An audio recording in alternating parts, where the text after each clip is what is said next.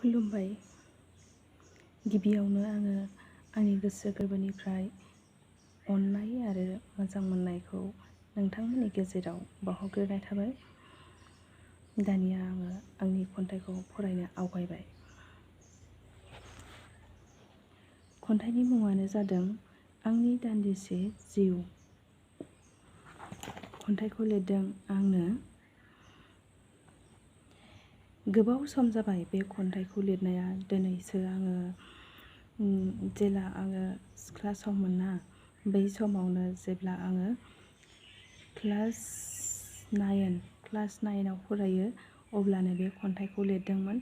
ओमफ्राय आङो बै समावहाय जेबो बेफोरबायदि मिडियानि बादै जेबो खालामैयाव ओरैनो लिरथुमनानै दोननाय गोबांथार खन्थाइ दङ।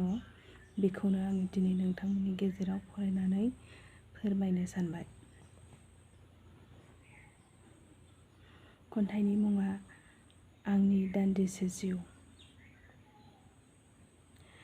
दान्दिसे जिउ आंनि नेहा समनि, गैथारा माथो नेहार आंनि जिउ। सोरनिबा गोनां नुब्ला जासै बोदोरलिया, सोरनिबा जेंना निदान नुब्ला सानो राहा होनो। हाया माथो आंनि दान्दिसे जिउआ। दान्दिसे जिउ आंनि फिसा नखरनि, गैथारा माथो आंनि देरा। सोरबा गाज्रिखौ नुब्ला सानो मोजाङाव लाबोनो, सोरबा मोजांखौ नुब्ला सानो मोजां जाफानो।